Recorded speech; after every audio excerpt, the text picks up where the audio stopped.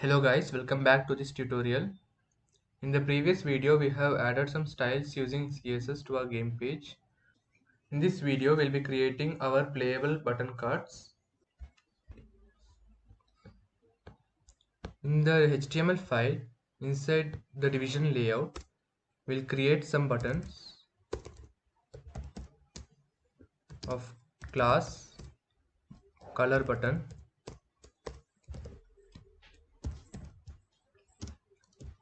We'll call this as P1, the first button. Copy this, paste it 6 times.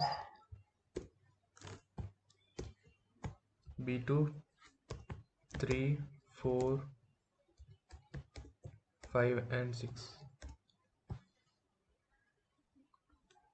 Save this file.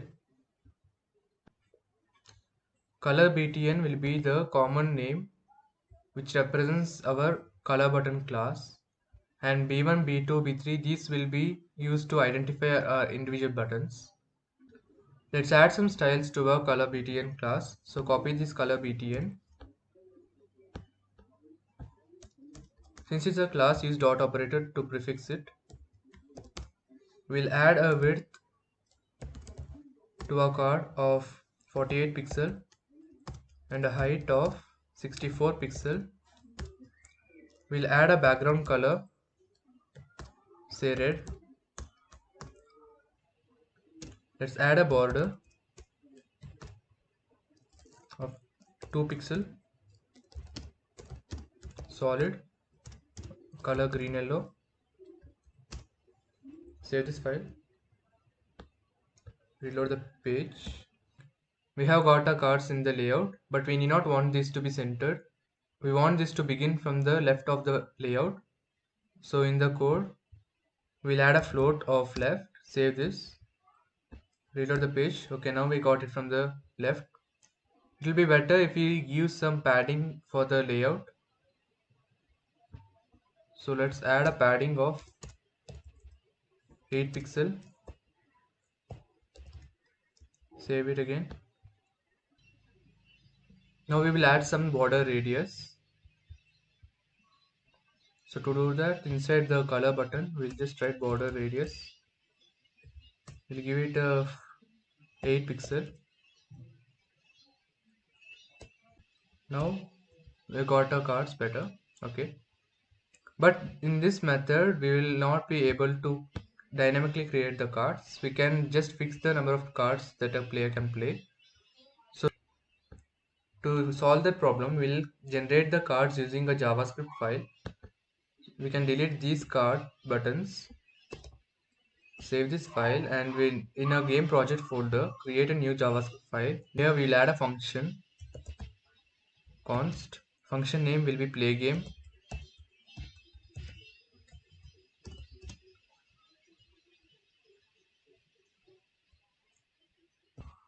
This function will not take any parameters, so we'll just put an empty parenthesis.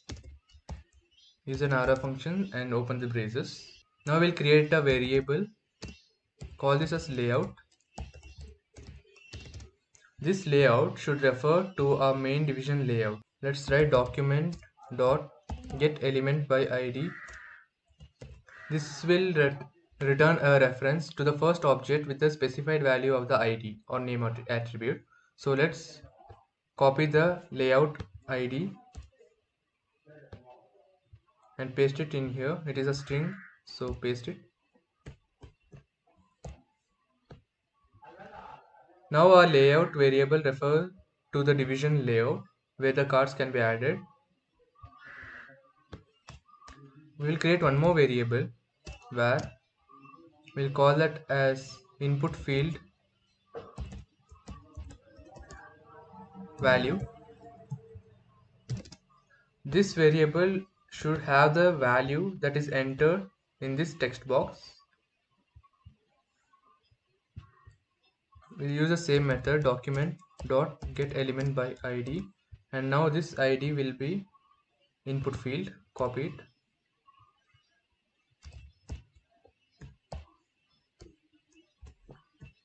Okay, now we have got the input field value, so we need to Okay, we need the input field value, so this will refer to the element. To get the value, just use the property dot value.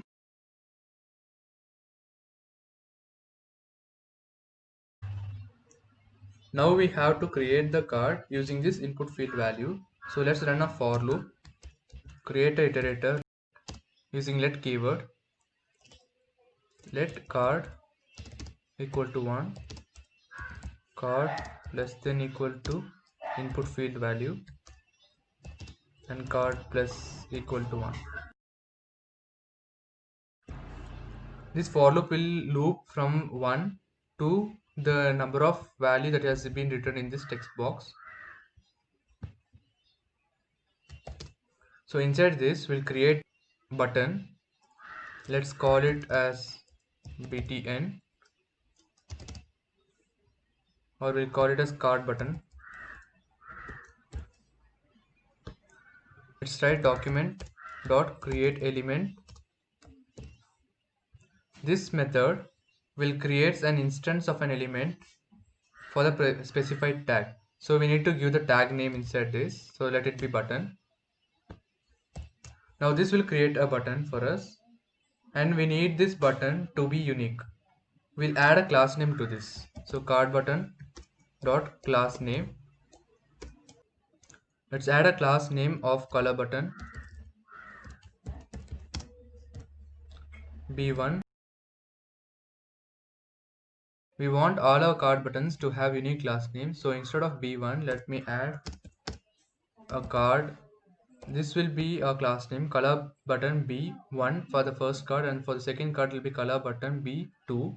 But instead of this method, I'll prefer using templates literals. So to use that, use the backtick operator and write the color btn and b.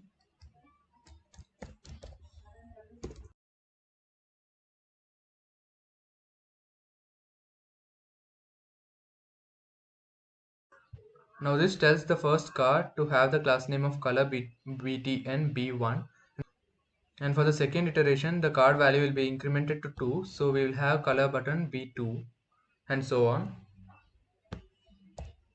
Now we need to put this card in a division layout. This layout refers to a division layout, so we'll just add layout dot append child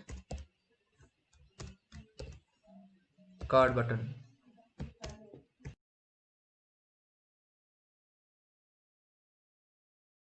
Save this file, and in the HTML document, in our play button, we'll add an on-click attribute.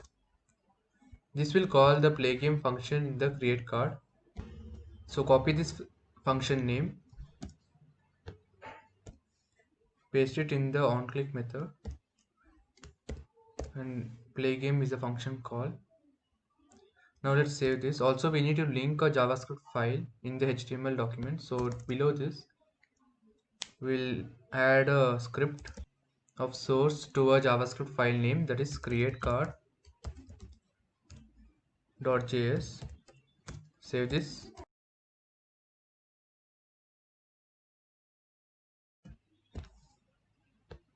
Reload the page.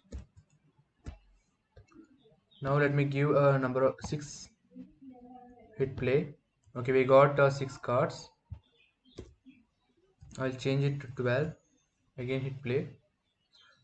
Yeah, here the 12 cards are being appended to our 6 cards that is previously created, but we don't want that result. We want layout to be empty. So in our JavaScript file, before we create card, we'll add a while loop with a condition that whether the layout has any child. So layout dot will check its first child. This will return a first child of the layout. If it does not have any child, it will return null. So if this value becomes null, this will be false and the loop terminates. Now until this layout has any child, we need to remove that element. So layout dot remove element or remove child. What we need to remove is the first child of our layout. So layout dot first child. This code will remove the child of the layout, that is the first child of this layout. Hope you understand this. Let's save this. Now reload the page, and first I will give a card of 9. Okay, now let's say it 12.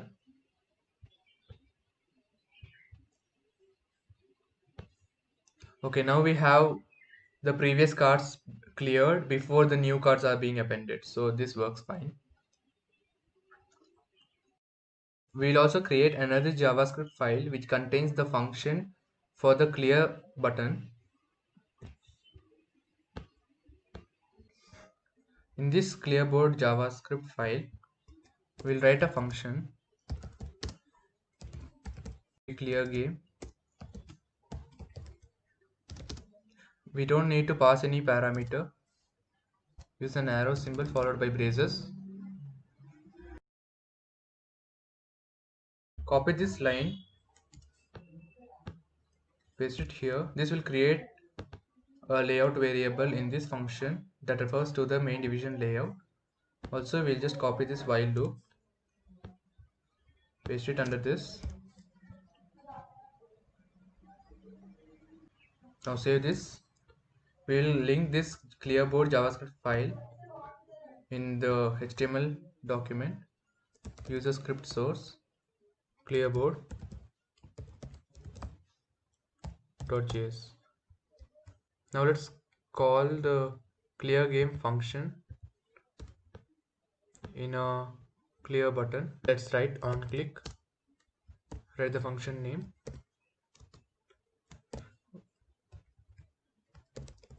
save this file.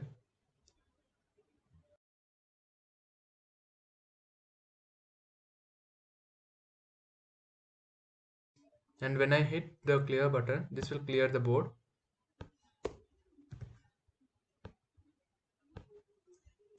Now in the create cards.js file, we'll remove this while statement and replace it with the clear game function call.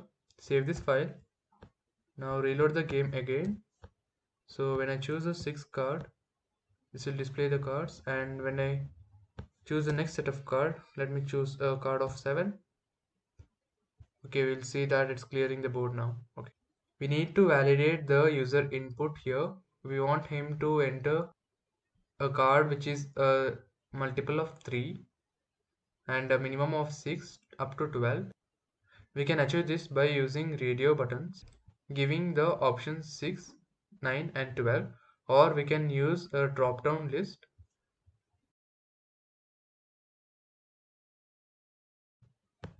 We will just remove this input for now, and we will add a select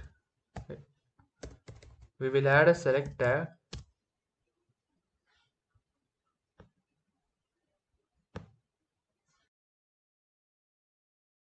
We'll type the ID as input field,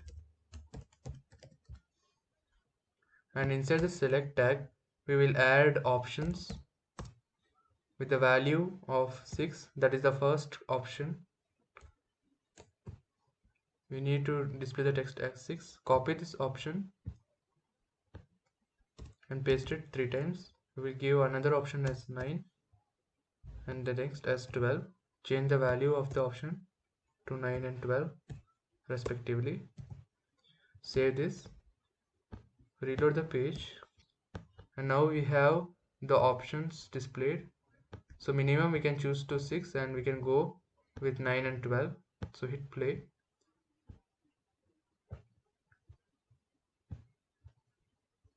Okay, now we got our desired result.